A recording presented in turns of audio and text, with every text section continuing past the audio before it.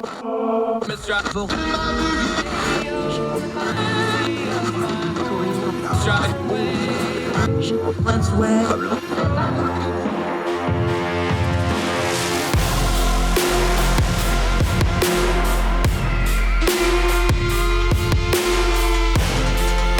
host, Andrew Donaldson. This is Heard Tell. Welcome back to Heard Tell. Okay, been wanting to talk to her for a little while. Finally got it done. She's busy. We had to get her on the schedule. Quinn Townsend is another of our great Young Voices contributors. She has a master's in resource management economics from West Virginia University. Might have heard I'm a little fond of them, subtly. She's also policy manager at the Alaska Policy Forum. She writes about taxes, education, healthcare, state budgets. Might ask her about all of them. We'll just have to see how it goes. Quinn, how are you, ma'am? Thanks for the time today. I'm doing well. Thanks for having me on today. Enjoy having you. Thank you so much for the time. You did some writing in Real Clear Energy, and we've been talking about this on and off, but you wanted to talk about the tax credits with EVs, electric vehicles. Let's start with some nomenclature because this gets confusing really quick for folks because it's become a buzzword. Like just the abbreviation. You put EV on your Twitter account, people will pounce and gather and start debating it, regardless of what you put after EV, they'll just jump all over. I've got a couple on my Twitter feed. Anytime I mention Tesla, all of a sudden they show up. You never hear them any other time, right? People key in on this stuff. What is an electric vehicle tax credit? Because we keep talking about it. Just define it for us. Make sure we're all on the same song sheet here.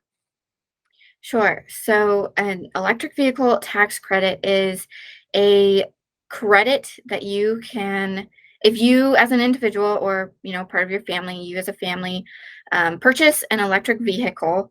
When you do your taxes for that year, you put that as it's similar to a tax write-off. So it's part of your taxes, and then you will get that credit when you get your tax return, typically.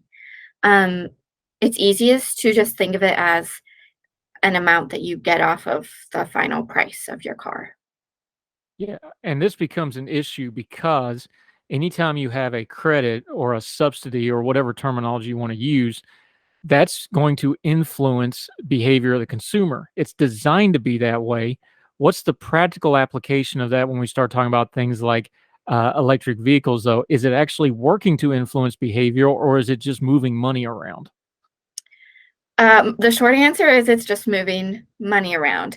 So the intent of these EV tax credits is to help, I'm putting that in quotes, air quotes, is to help Americans buy electric vehicles that they would not otherwise be able to afford. But this tax credit is supposed to help them afford, an electric vehicle. So that's the intention of a tax credit policy. However, it also influences manufacturers. So I just saw in the news a few days ago that Ford and GM both just happenstance, circumstantially increased the cost of their so their electric vehicles by between $6,000 and $8,000, which is right around the amount of the tax credit that was just passed. So that's coincidental. The reason that becomes like that is we see it in other areas as well, not just manufacturing of cars and stuff. We see it in education. We see it in grant writing in the academic field. We see it in science with academics. We just went through this with the COVID stuff. Anytime there's a source of government money, people are going to flock to try to get in line for that government money. The problem is when you have, not emergent because we've had electric vehicles for over 100 years, but the current iteration of electric vehicles, this is an evolving technology. So when you start incentivizing it a certain way, that's going to affect how these manufacturers address it, isn't it?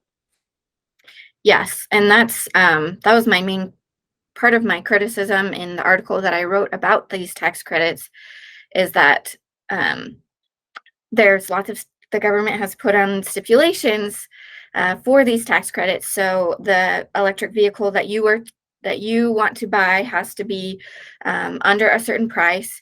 and manufacturers, the companies that are selling these vehicles, have to hit all of these targets for where they're getting the minerals to build the battery, and then where they manufacture the car itself.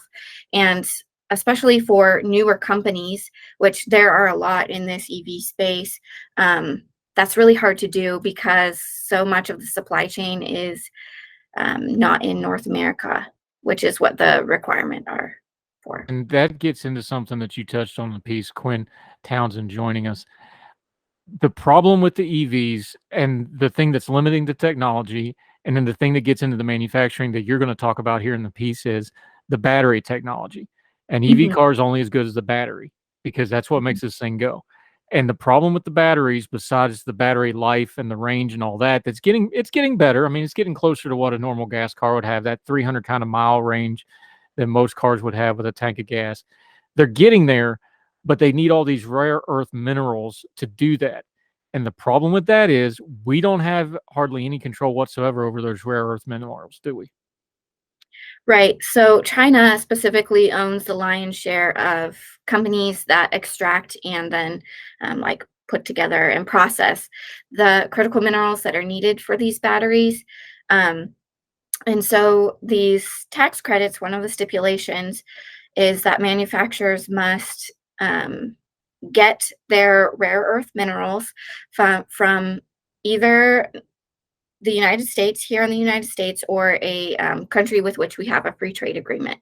But it's easiest to just think about it as a made in America requirement.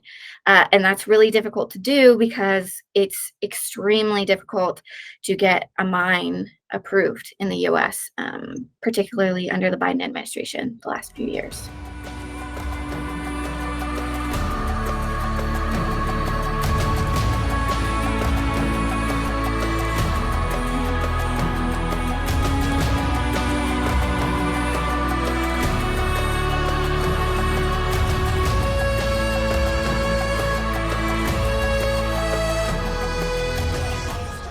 Now, I didn't know this one. I love reading stuff that I learned something in. But at the same time, the Biden administration was doing this with one hand. On the other hand, one of the few rare places where we might be able to get these rare earth minerals mined, they were kind of shutting them down regulatory wise. Talk about that for a minute, because it seems almost backwards policy, but it sounds so much like the government that at the same time they're doing that, they're also using regulatory reform to kill the Ambler mining district up in Alaska. So really, this is a problem of a government created problem, and so the government solution is to use more government to fix the problem that they created in the first place, which means it's the solution isn't working. Um, so back in April, President Biden used the DPA, the Defense Production Act, to encourage the extraction and processing of critical minerals, specifically in the US. But at the same time, the Biden administration has also been throwing up lots of red tape to stop the creation and the continued use of mines in the US, including the Ambler Access Mine in Alaska. Yeah, Quinn Townsend joining us. Now, we've also been critical of the DPA usage here on our program for a couple different things. You could kind of make the argument, though. I mean, I can see it on paper, like China's an adversary. You know, they're not friends. They've also got, the horrendous human rights stuff. They're imperialistic. They're expanding. We need to get a hold of this. Okay, fine. But as you detailed in the piece, we have the ability to do some of this. There's a polymet copper and nickel mine in Minnesota, lithium in Nevada, copper in Arizona, copper and gold in Alaska, of course, which, gold in Alaska. Tell me if you've ever heard that one before. We do, but the thing is, with the current regulatory environment and with the environmental, and not that mining doesn't need strict environmental guidelines, it does. We're both West Virginians. We know better than anybody what happens when you don't regulate those things. In the current environment, people aren't even going to start looking for those kind of minerals or even start that process unless they have a consistent and coherent policy. So when you're piecemealing it and doing this, go on one hand, stop on the other hand, that's really going to kill innovation in trying to find this domestically, isn't it?